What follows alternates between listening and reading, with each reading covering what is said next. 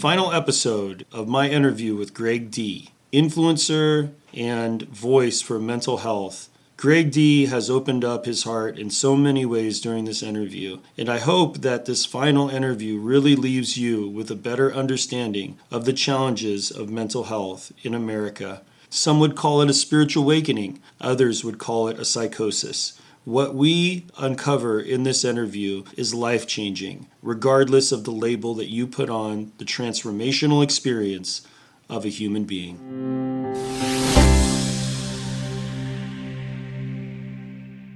All right, so I'm here with the amazing Greg, who is such an awesome friend of mine, and I wanted to share just this conversation with all of you.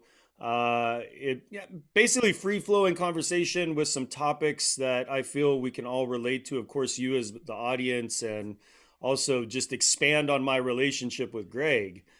So I'll go ahead and introduce myself here, and then I'll hand it over to Greg, and we'll see where we go with the direction of this experiment in having conversations with people that have influenced my life, and I hope that will influence yours. So your last trip that you went on, right, when you were hospitalized, did you come to the end of the world, or what was it that was happening like that? Or were you just like kind of manic and needed to ground in? And did you self hospitalize this last time, or did you? No.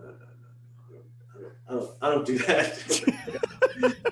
Once I'm manic, I'm not. Again, I'm thinking, all right, boom, I'm here. Yeah, no, like the day after, I slept some that night, and then the next day, was doing shit around the house. I wasn't like full on blown, but starting to kind of, trip. Then I didn't sleep, a day, and then my mom was concerned, trying to bring me Ativan and stuff like that, which was more kind of friction, because I'm like, I'm fine, I'm cool, I'm good, and that was just kind of it. And that's when I went to New Orleans, and I had I think I might have told you this on the phone, but I lived in New Orleans for years and whatnot, and there's Jackson Square. I don't know if you've ever been to New Orleans, but which is where the big St. Louis Cathedral is, and and very spiritual place, and somewhat touristy or whatnot. But anyway, so I decided to go to New Orleans, gonna get away. I got in a hotel, down by the airport. For a minute, I was planning to fly to Philadelphia to see this chick who I hadn't even talked to, and like bought all these plane tickets for a bunch of people. But it went down to the quarter and parked by Jackson Square, and like I had needed to go to the bathroom. There's like a little museum next to the St. Louis Cathedral, and I asked if I could go to the bathroom. They're like, well, yeah, if you pay, admission, which was like $10. I was like, no, thank you. Then I went to the church and was going to see if they had a bathroom. They didn't have a bathroom. And then I had some experiences at that church previously in previous earlier episodes or whatnot. And I just became over because when I get in there, I had intentions of doing anything or whatever, but I was just then like overwhelmed to freaking walk right up to the altar. There were a couple of people in there like praying or whatever. So I walked directly up to the altar on the pulpit, looking up, and this beautiful, mural of Jesus and God or whatever. And it was just like compelled to just kind of, go off on, something to the effect of, how can you fucking, give my brother Jesus a bad name? And like, I'm kind of yelling, and then, caretaker or somebody comes out from around back, and, hey, you can't be up there, you can't be on the altar, you can't, you leave. And then, I have a lot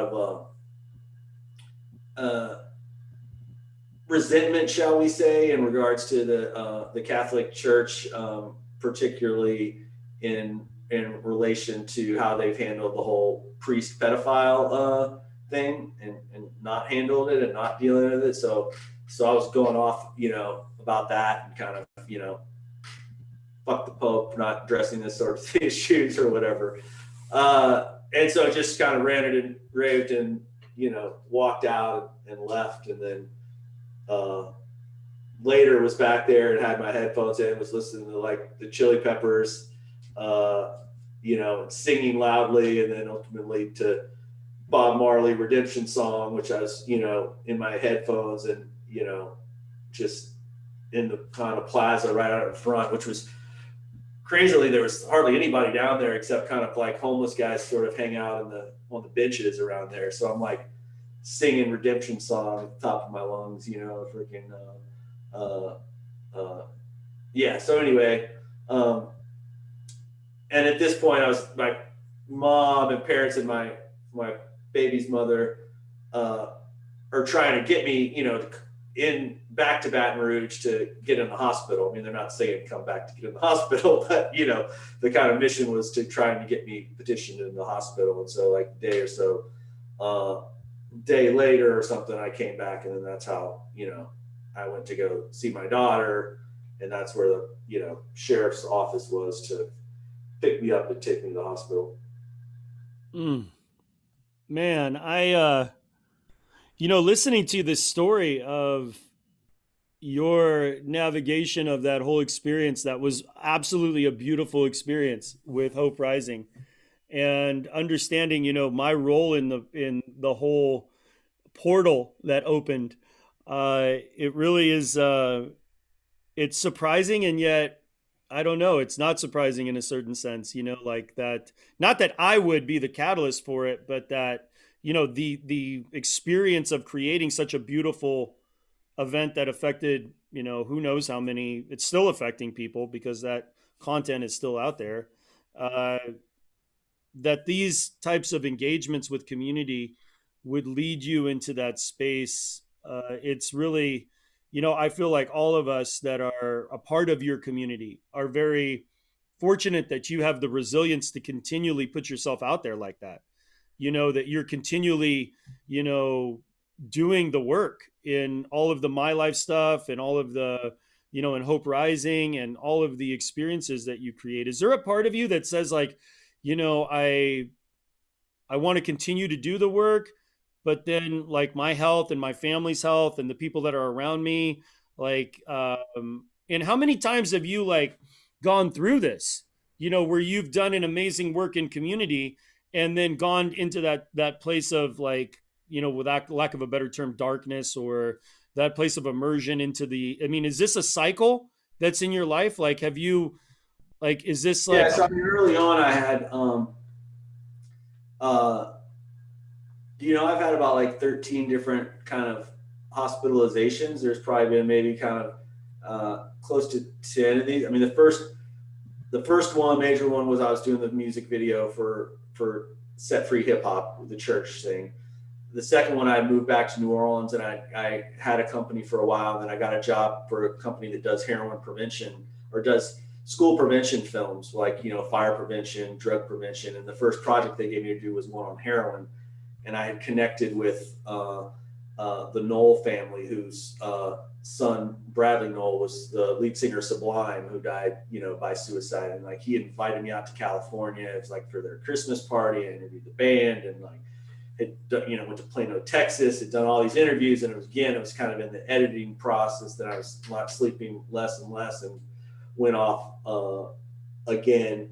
The most recent one before this one was about 7 years ago, 6 or 7 years ago. But I was working, doing all like actually the last two. There's one about 7 years ago, which was the International Conference for Young People in AA, which travels and is held around the world. I was at that one.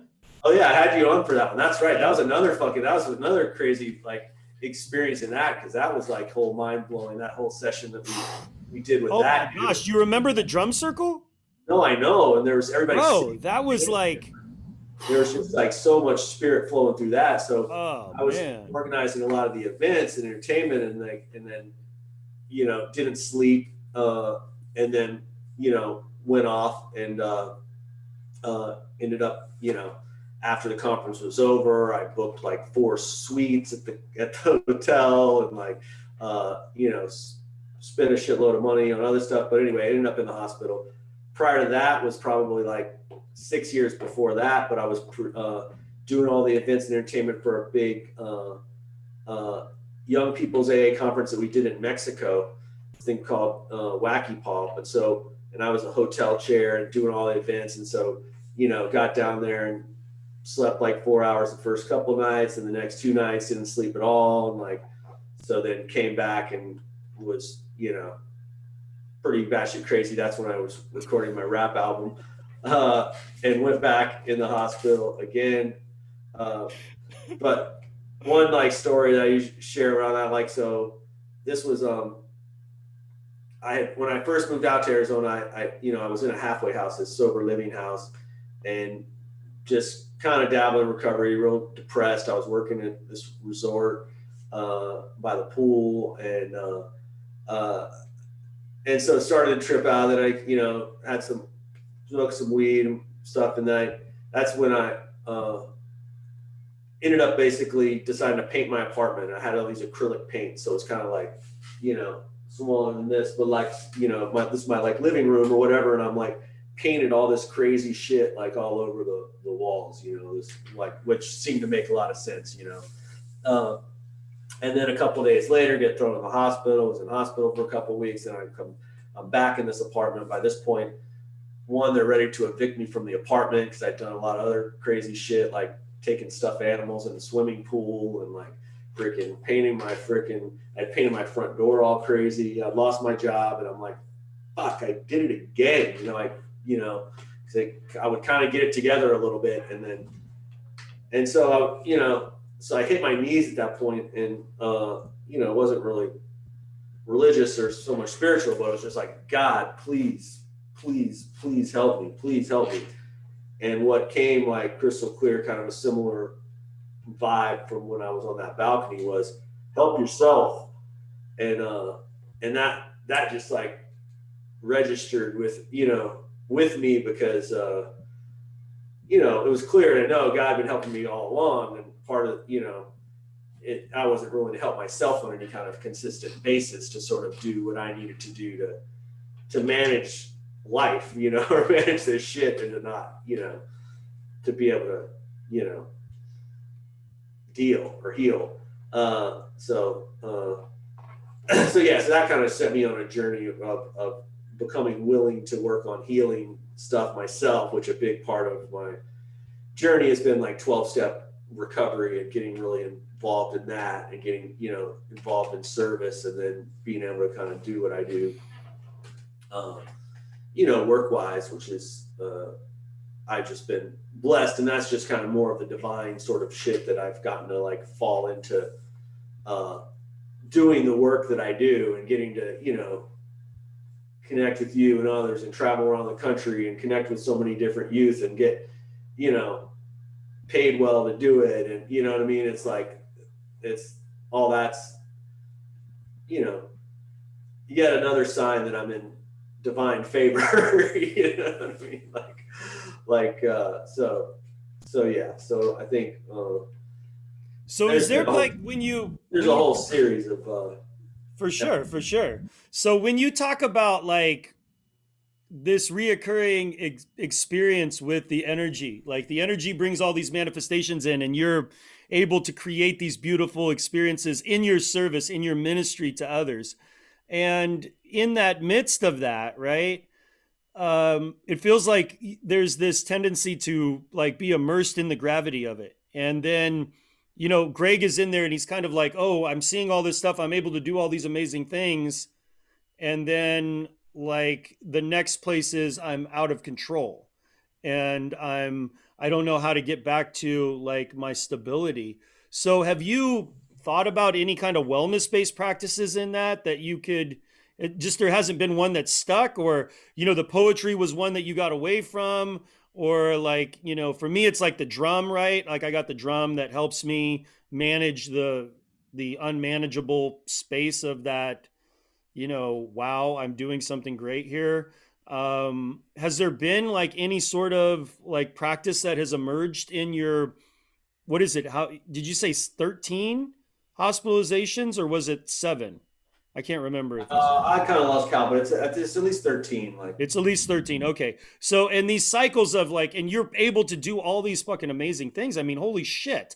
I mean, literally like being the, I mean, I've seen you do the AA thing. I've seen you do, I don't know how many My Life fests, which are I mean, folks at home, these My Life fests were literally children of incarcerated parents, foster care parents, kids with mental health issues, and all of them doing like there was like little portals, like break dancers. There was like us doing the drum circle. There was hip hop people, like just like church people. I mean, like Greg brought together like all of these people, got everybody a free fucking lunch, got like, I mean, amazing shit that you've done in your life.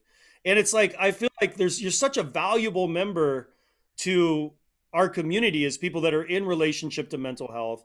And there's like a part of me that's like, okay, how, like, how do we help you, or how do I like be a voice for maybe some wellness practices in your life, that so you're not going through the hospitalizations and the massive amounts of fucking Haldol that they're giving you? Because dude, like, how many times can you maintain this, bro? I mean, fuck, we're what, 40, like I'm 45, and I know, dude, I don't know how I could come out of a fucking hospitalization at 45. I mean, I was only doing this shit when I was in my 20s, you know what I'm saying? Like you're a veteran, bro. And like, how is it that, what can I do to like be that voice? So have you like tried to experience any kind of wellness stuff in your life, like at all? Yeah, I mean, meditation seems to help. I mean, I had been exposed to meditation years ago and never done it consistently. I've done it a little bit since I got out of the hospital, but for the probably close to a year. Um, Prior to that, was doing it somewhat consistently, a few times a week, sometimes a week.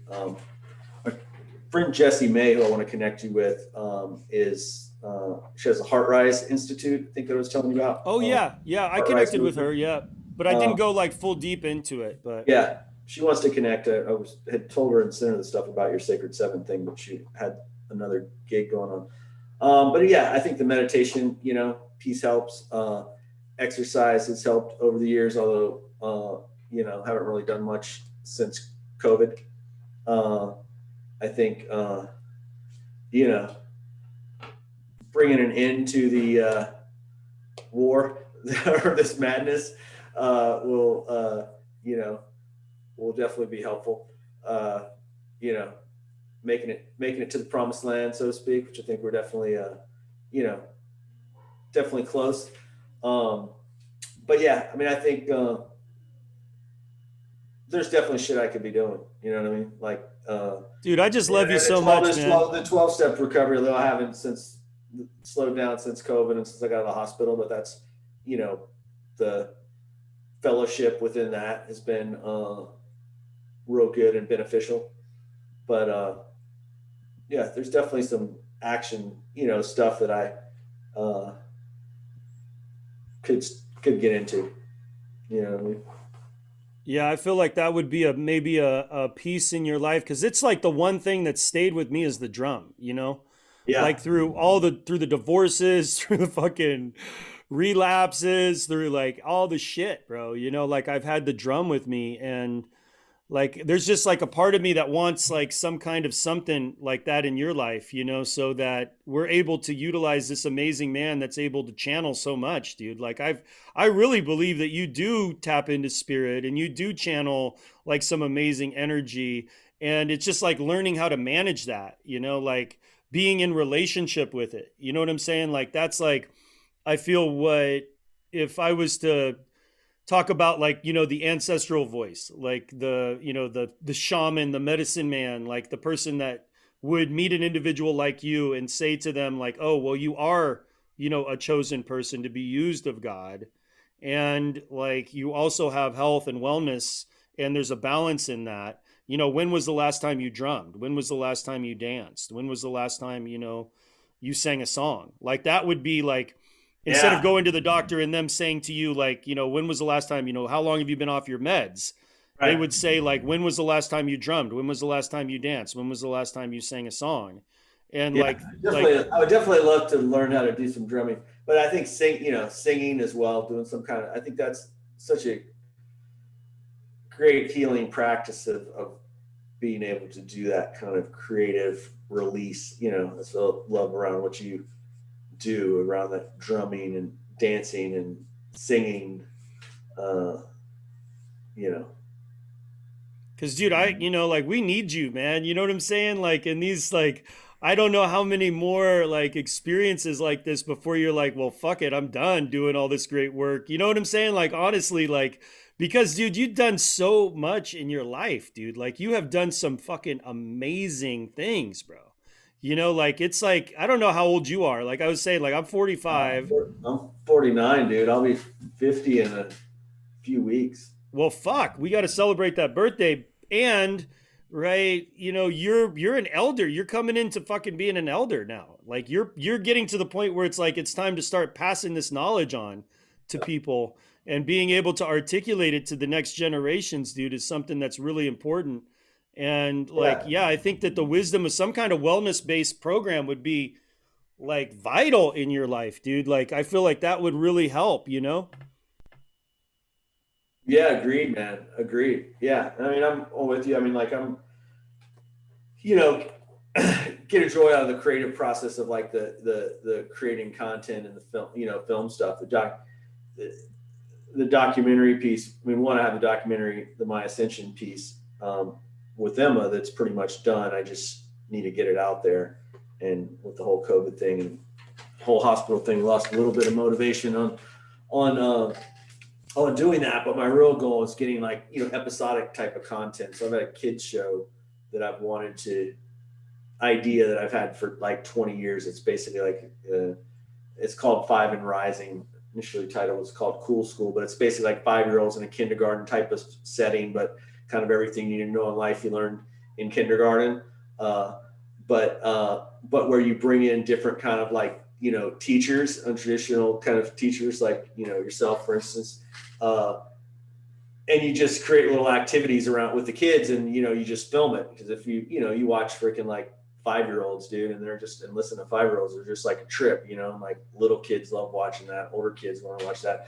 But it's kind of an opportunity to almost to do like social, you know, commentary through the eyes of a 5-year-old, whether it's race or politics or or different kind of things like that. And then there's the elements of diversity, what I mean, having a diverse group of kids racially and economically, and kind of just be a lot of like really rich content and be really funny and educational and everything like that. So that's something I'm looking to do here fairly soon, hoping to either make some money back through this from my other documentary or find another little bit of funding to be able to do it. But I've had a lot of the pieces all in place here, as far as people and location and stuff like that, and was planning to do it before I embarked on doing this last teen suicide documentary. So yeah, so that's the kind of, I mean, I think in terms of reaching people and getting things out there and inspiring and having kind of of a platform to manifest change and kind of reach people is kind of the goal of some documentary piece. That's cool, but they take forever to make, and they're long, and not many people watch a full documentary, particularly kids. But like a big piece, and I have another show idea that more focuses on shining light on positive shit that's already happening in the community. Like my big thing with people like yourself and a kind of handful of others that I work with that are doing amazing work that could be benefiting the masses if it was out there. You know what I mean? So like by shining light on stuff that needs to be shined on, then you're able to kind of manifest more of that change, through entertainment, through positive content. So that's basically kind of doing like what we've done and what we do in a kind of micro level on a macro basis, to being able to kind of reach more people and usher in the final solution. So in that space, right, is there one centralized location where like the people that are listening to this could hear or see your volume of work. Like that's a thing that I've been wanting to do too for myself is like to put, like in one centralized location, like an andrewrecker.com. Is there like, do you have like any kind of like space for your bio and like all the just the massive amount of amazing shit you've done in the world? Like, is there Uh, any centralized location for that?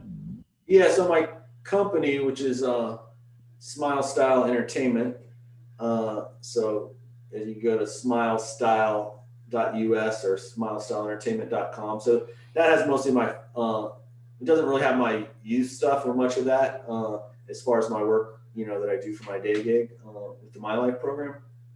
Uh, but it has their film stuff, and then the other aspect of my company, which is done more informally now, as far as, but it's called Artist Elevation, which is basically working with different artists such as yourself, and helping them elevate their art and brand and content to the next level, whether that's you know, kind of consulting and helping around branding or developing, video content or just kind of, whatever. But basically, and at this point, it's around people that I really like and know that do great work, and that I feel like their work needs to be experienced by more people, and feel like that I have the ability to contribute and help them do that. Well, So you helped me get like,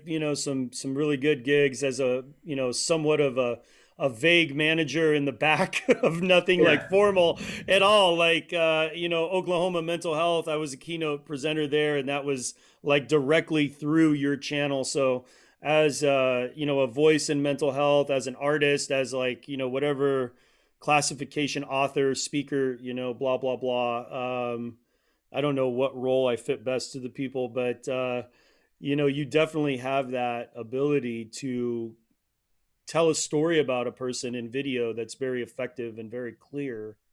And you also listen very closely, and like how to better bring out and better to articulate the wisdom that a person is sharing. So, thank you for that and your contributions to everybody, bro. Like you, dude, I mean, I think that there needs to be like a Greg page, like somewhere, like a That's Greg that's D. that's that's yeah, that's Smile Style Entertainment. My bio's on there. That's the kind of that's the kind of Yeah, but I don't know if that has like all the stuff, that's the dude. I kind of mean, mission. Yeah, well, it's more. it has my bio on there. I mean, you can also look up, there's the my life,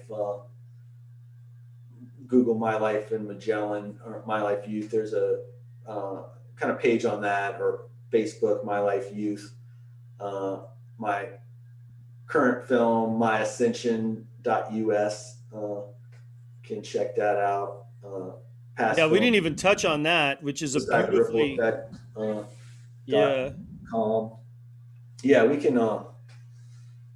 certainly have follow up convos and talk about that.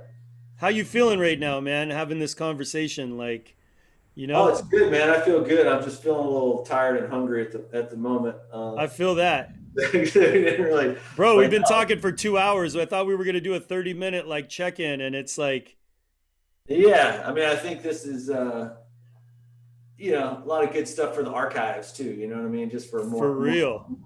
more of this has more, I think,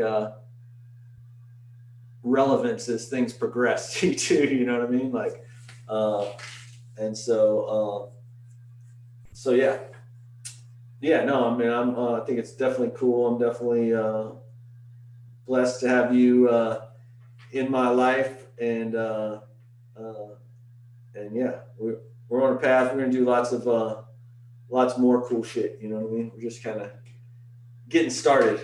This is like the Woo! this is just like the laying the foundation. You know what I mean?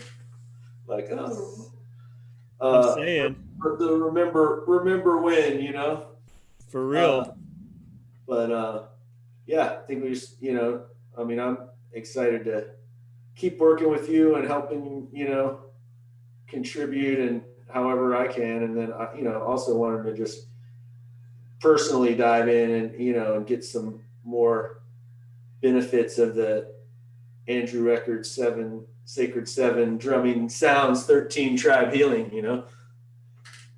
Yeah, man, we ought to do a little Zoom drum lesson or something. That would be really cool. I'd love to share that with you. I don't even know if you have a drum in your house. Do you have a drum? I don't. What? I don't. Oh man, I bought one years and years ago in Joshua Tree. Bought a nice one, and I mean, I got a little. Gracie's got a little tiny one, but yeah, maybe I need to pick up a little drum. What kind should I get? I'll get you one, man. You don't have to worry about that. No, you don't need to give me one. Yeah, I'll hook you up with something. We'll get something in your house. You and your family, you guys need a drum, man. Yeah. Shit. Yeah, let's make that happen. All right, my brother. Hey, you need to get some food. I need to get back to work. This has been an awesome conversation. So, Andrew Ecker here with Sacred Seven. You can check this out on our YouTube page. And obviously, it's like 2 hours worth of content that's going to need to be something done with it. But we'll probably put the whole conversation on the podcast. And I think that it in its unadulterated space would be kind of cool too. So, All right, brother. yeah, I'll send it to you, bro. All All right. right, man. Much love. Appreciate you. Thanks for all you Blessings, bro. do. Thank you. We went to some Right. really, really awesome places in this. Yeah, you're right. All right. Love you, man. Also, we got to get your full story. Like, I'd love to interview you at some point. I mean, not necessarily. We could do it on this, but when we're at a place where we could do a camera, because I mean, there's so much of your story that's not really. I mean, you do a great job of summarizing it, which you need to, and being able to give it in a short snippet. But I think, like I talked about on the phone, I think that one of the big, you are Sacred Seven. You know what I mean? And obviously, I know it's bigger. It's bigger than that and bigger than you. But I think the more you can kind of tell it through the lens of your story more, even more so. I mean, you do a great job of sharing elements of your story, but I think some of the stuff that you had kind of touched on earlier, which I hadn't really heard of, you know what I mean, as far as that your perspective of being a youth pastor, because that definitely was obviously very foundational in doing what you do now. You know what I mean? Even though it's a different Huge. sort of church, and also just hearing more about you before you were going into prison, and then coming out of prison, and the prison years and all that sort of stuff. So it'd be cool to learn more about. All right, brother. Love you, man. Love you too, bro. Blessings.